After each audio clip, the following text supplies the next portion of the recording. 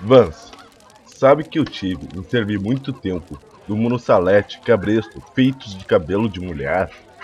Verdade que fui inocente no caso. Mais tarde, soube que a dona dele morreu.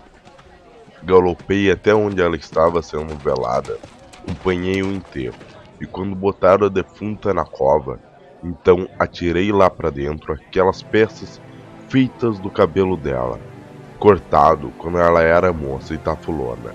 Tirei um peso de cima do peito, entreguei à criatura o que Deus tinha lhe dado.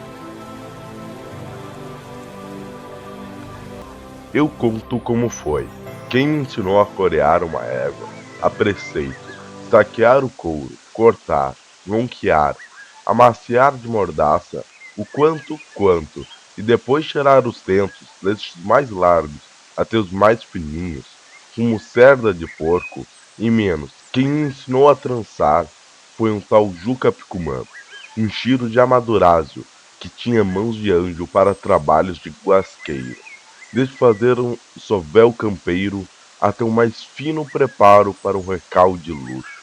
Mestraço que era em armar qualquer roseta, bombas, botões e tranças de 1000 fetios. Este índio Juca era homem de passar uma noite inteira comendo carne e mateando, contando estivesse coqueirado em cima quase 2 tições, curtindo-se na fumaça quente. Era até por causa desta cantiga que chamavam-lhe Picumã. Pra mais nada prestava, andava sempre esmolambado, com os camaranguais muito tristes, e nem se lavava, o desgraçado, pois tinha cascão grosso no cogote. Comia como um chimarrão, dormia como um lagarto, valente como que, o dinete então nem se fala. Para montar, isso sim, fosse potro cru ou qualquer aporreado. O caboteiro ou velhaco, o diabo que fosse, ele enfrenava e bancava-se em cima, quieto como você ou eu, sentados num toco de pau. Podia o bagual esconder a cabeça, berrar, despedaçar-se em corcovos, que o cheiro velho batia o isqueiro e acendia o pito, como qualquer dona acende a candeia, em cima da mesa. Às vezes o Ventana era traiçoeiro, e lá se vinha de lombo, boleando-se ou acontecia planchar-se. O coronilha escorregava como gato, e mal que sotreta batia o catra na terra ingrata. Já lhe chovia entre as orelhas o rabo de tatu, que era uma temeridade. Volteara o caboclo, isto é que não. Bastante dinheiro ganhava, mas sempre despilchado, pobre como um rato de igreja. Um dia perguntei-lhe o que este fazia das balastracas e bolivianos, meia-doblas e até onças de ouro que ganhava. Este, muito tempo me olhando, e depois respondeu, todo num prazer, como se tivesse um pedaço do céu encravado dentro do coração. Mando para a Rosa tudo, e é pouco ainda. Que Rosa é essa? É a minha filha, linda como os amores. Mas não é para o bico de qualquer lombo sujo como eu. A conversa ficou por aí. Passaram os anos, eu já tinha meu bigodinho. Rebentou a guerra dos farrapos. Eu me apresentei de minha vontade. E com quem vou topar da companheiro? Com o Juca Picumã. De uma feita andávamos tocados de perto pelos camuros. Tínhamos saído de piquete, de descoberta, e aconteceu que depois de vararmos um passo, os legalistas nos cortaram a retirada, e vieram nos apertando sobre outra força companheira, como para comer-nos entre duas queixadas. E não davam alce, mal bobeávamos a perna para churrasquear um pedaço de carne, e já os bichos nos caíam em cima. Na guerra, a gente às vezes se vê nessas embretadas. Mesmo sendo mais forte, como éramos nós, bem podíamos até correr o pelego àqueles camelos. Mas são coisas que os chefes é que sabem e mandam que a gente se aguente, porque é serviço. Ora bem, havia já 2 dias e 2 noites que vivíamos neste apuro, reconados em algum campestre, dava-se um verdeio aos cavalos.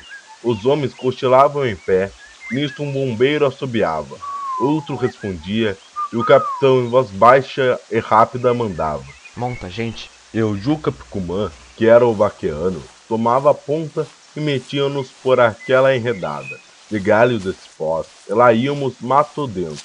coçando nos paulos, afastando os espinhos e batendo a mosquitada que nos carneava. Ninguém falava. A rapaziada era de dar e tomar. E sem me desfazer em você que está presente, eu era do fandango. E devo dizer que nesse tempo fui mondongo meio duro de pelear. Nessa vereda, o vaqueano foi pendendo para a esquerda. De repente batemos na barranca do arroio, e ele, sem dizer palavra, meteu na água o cavalo, e devagarzinho fomos encordando detrás e varando o bolapé. Seguimos um pedaço, sempre sobre a esquerda, e muito adiante tornamos a varar o arroio, para o lado que tínhamos deixado. Tínhamos feito uma marcha em roda, que íamos agora fechar, saindo na retaguarda do acampamento do legalista. Num campestrezinho, paramos, o capitão mandou apear a rédea na mão, tudo pronto ao primeiro grito. Depois acolherou-se com Juca Picumã e meteram-se no mato, e aí buquejaram um tempão. Depois voltaram.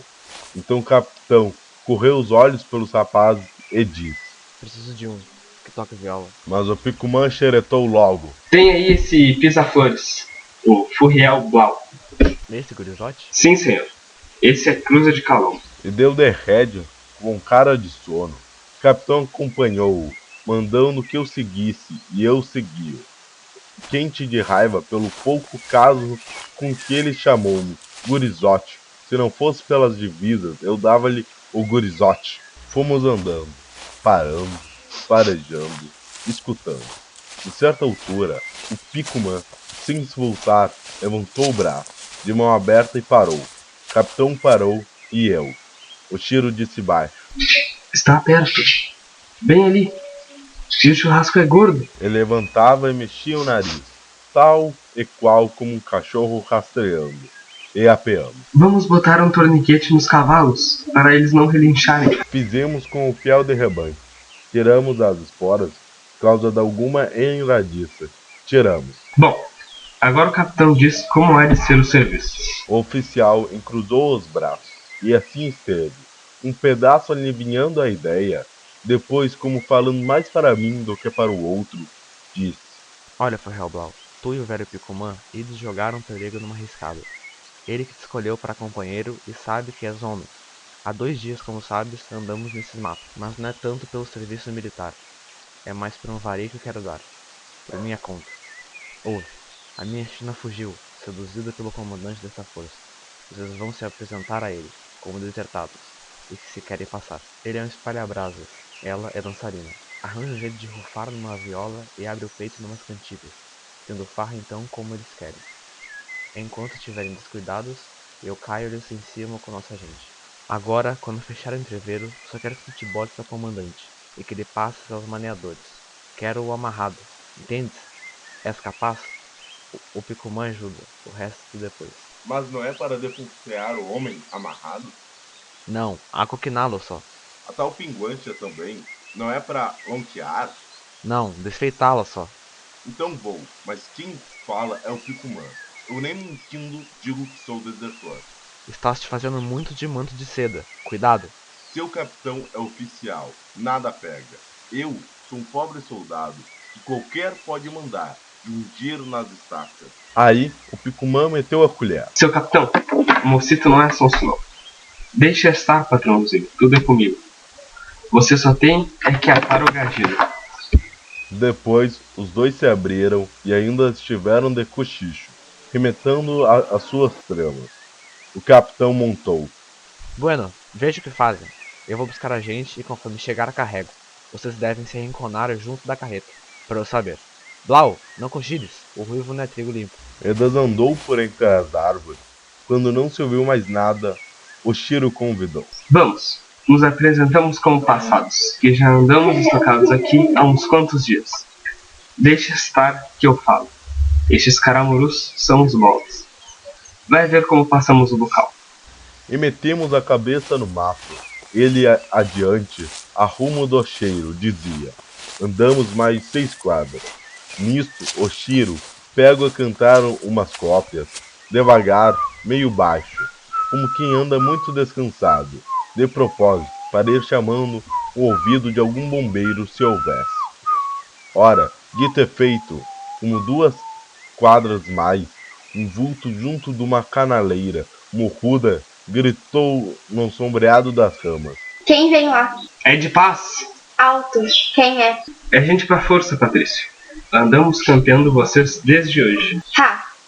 Pra quê? Ora, pra quê? Para escaramuçar os farrapos? E queremos gerar a bandeira com o ruivo. Vocês conhecem o comandante? Ora, Mangangá de Ferrão Bravo. Ora, se conheço.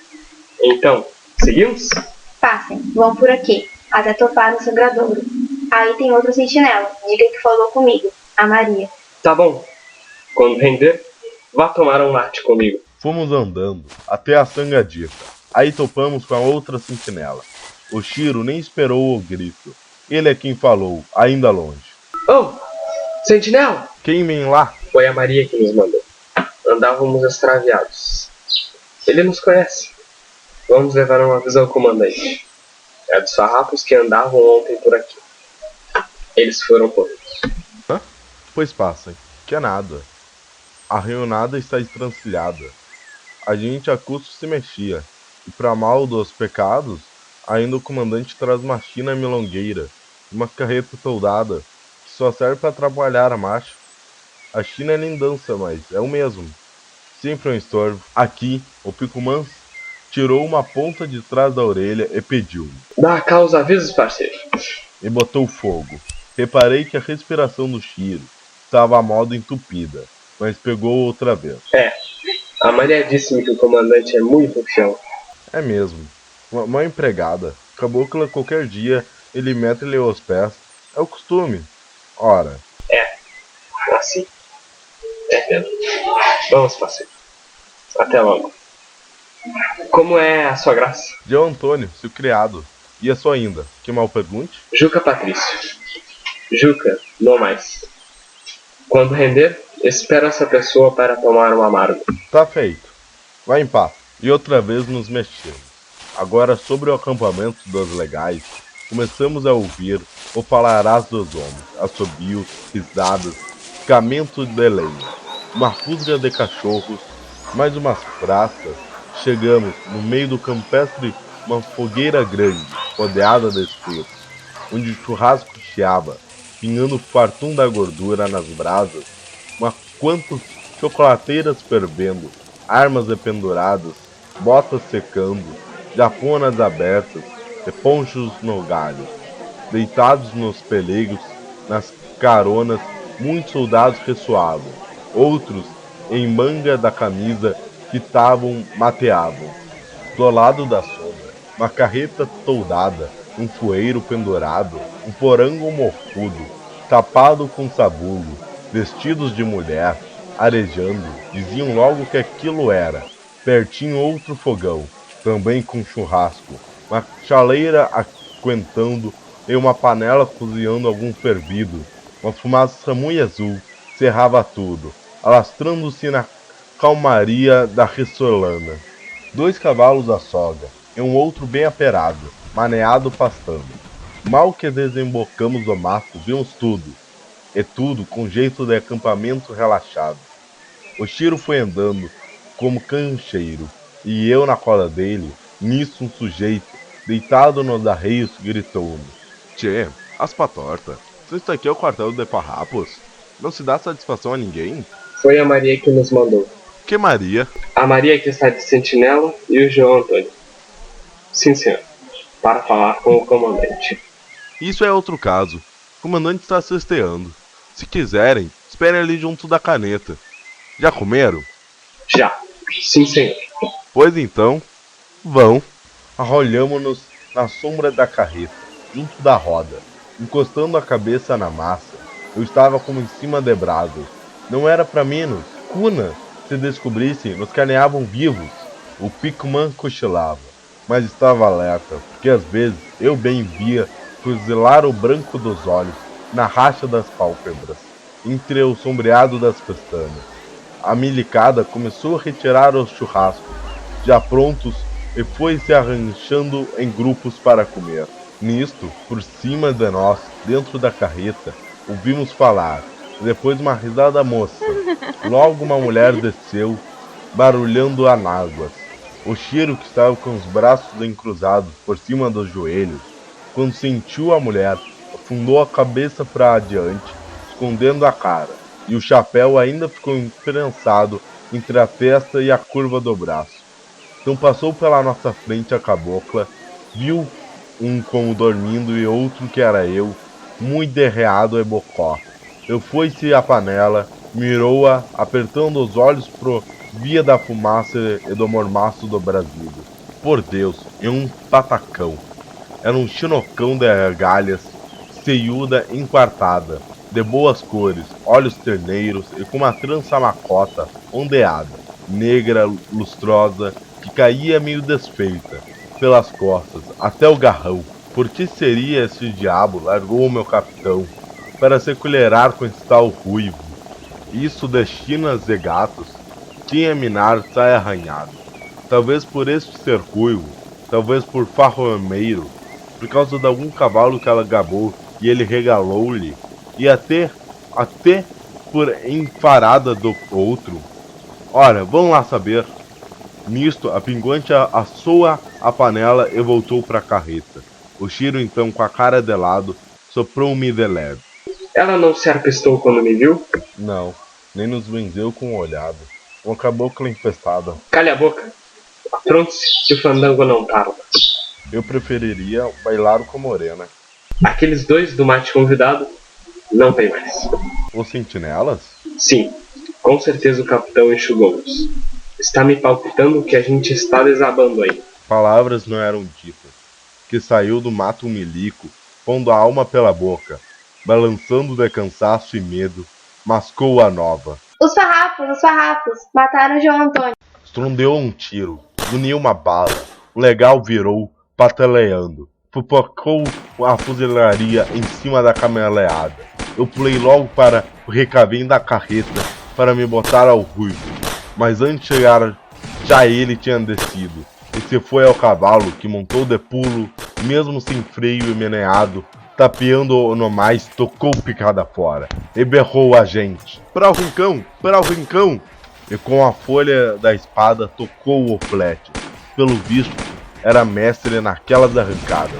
Mesmo assim, eu ia ver se segurava o homem, mas o Shiro gritou-me. Deixe. Agora é tarde. Naturalmente, de perto da carreta, a Tina viu entrever que o negócio estava mal parado e pulou para fora para disparar e ganhar o mato, mas quando pisou o pé em terra, a mão do Juca Picumã fechou o braço como uma garra de tamanduá. A cabocla não estava tão perdida de susto, que ainda deu um safanão forte e gritou brava. Larga, desgraçado. Olhou entonada, mas conheceu o Shiro e ficou abichornada, pateta. Ô Tata. Cachorra! Laço é o que tu mereces. Me largue, Tata. Primeiro, hei de cair-te de rei, para não seres a vergonha da minha cara. Neste instante, fulo de raiva, o nosso capitão manoteou-a pelo outro braço. Ah, perdão, eu nunca mais. Eu Eu é que vou dar-te cechadas com o ruivo. Guincha, desgraçada. E furioso, piscando os olhos, com as veias da testa inchadas, largou o braço da morena, mas agarrou-lhe os cabelos, a trança quase desmanchada, fechando na mão 2 voltas. Agarrou curto entre os ombros, pertinho da nuca, e puxou para trás a cabeça da cabocla. Com a outra mão peleou a faca afiada, faiscando e procurou o pescoço da falsa. Chegou a riscar só porque o Shiro velho, o Juca Picumã, foi mais ligeiro. Mandou-lhe o facão de ponta, bandeando-o de lado a lado pela altura do coração. Isso não. É a minha filha. O capitão revirou os olhos e deu um suspiro rouco. Depois respirou forte, espirrou uma espumarada de sangue e afrouxou os joelhos.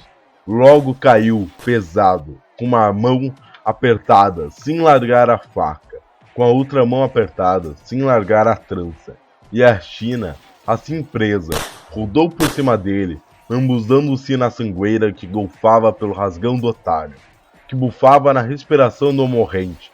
Vendo isso, o Picumã, que soltara a pinguancha e forçou a abrir a mão do capitão. Qual era um torniquete de ferro. Tironeou, nada. Então, sem perder tempo, com o mesmo facão matador, cortou a trança rente entre a mão do morto e a cabeça da viva. Foi, e a China viu-se solta, mas sura da trança, tosada, tosquiada, com égua chúcara que se cerdeia a talhos brutos, ponta abaixo, ponta acima, e mal sentiu-se livre, sacudiu a cabeça azonzada, relançou os olhos assombrados, arrepanhou as anáguas e disparou o mato dentro, como uma anta. Cachorra, vai-te! Rugiu Oshiro, limpando o ferro na manga da japona, e olhando o corpo do capitão, cuspiu-lhe em cima, resmungando. Pois é, seduziu. E agora queria degolar.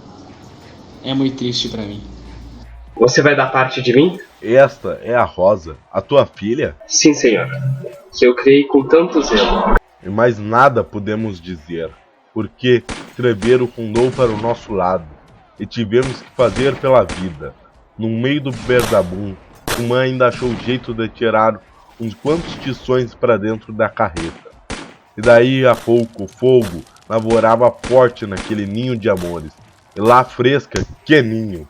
Alguém gritou: "O capitão está morto, vamos embora!" Um de a cavalo atravessou no lombilho e fomos retirando, tiroteando sempre, mas a trança não ia mais na mão do morto. Passaram-se uns 3 meses largos, em muita correria. Andamos, surpresas, tiroteios, combates sérios. Um dia, o estancieiro regalou-me um pingo de tordilho, pequenitátil, mas muito mimoso.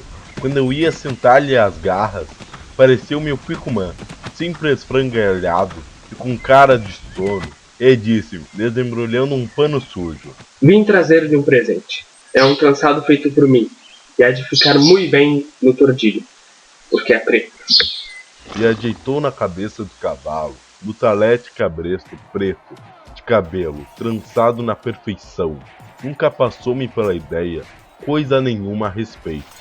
O meu esquadrão marchou para a fronteira. Depois andamos de Herodes para Pilatos, até que no combate das Tunas fomos topar com os antigos companheiros da divisão. Brigamos muito nesse dia, aí ganhei as minhas batatas de sargento.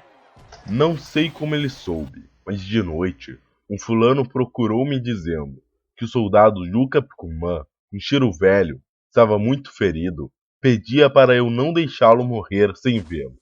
Lá fui eu, estava o Shiro, deitado nas caronas, e todo reteado de panos, pela cabeça, nas costelas, nas pernas. O coitado gemia surdo, de boca fechada, e às vezes cuspia preto. Quando me viu, à luz de uma candeia de barro fresco, quis mexer os ossos e não pôde. Então, Picumã, o homem aflocha o garrão? Estou como um circo. Eram 8 em cima de mim. Só pude estrampar 5. Você ainda tem aquele bussalete? Tenho sim, meio estragado. Mas tu ainda has de compô-lo, não é? Não. Eu queria lhe pedir ele outra vez para mim. Pois sim. Dou-te amanhã. Trago-te. É do cabelo da Rosa. A trança. Lembra-se? Levantei-me, como se levasse um pregaço no costilhar. O salete era feito do cabelo da China, e aquele Shiro, de alma crua, quando firmei a visão no índio, lhe regalou os olhos, teve uma ronqueira gargalejada e finou-se nos ticões. Nessa mesma madrugada, fui mandado num piquete reconhecimento, de forma que não soube onde, nem como foi enterrado. O Picumã, porque o meu desejo era atirar-lhe para a cova aquele presente algorento. Agourento? Algorento não digo, porque afinal, quando usei aquele bussalete, nunca fui ferido, e ganhei de 1 a 4 divisas. Tenha é que dobrei a prenda, reatei-a com um atento e soquei-a pro fundo da maleta, até ver. Até que um dia, como lhe disse, soube que a Rosa morreu. E então, já lhe disse também, atirei para a cova da China os cabelos daquela trança. Do outro jeito, é verdade, mas sempre os mesmos.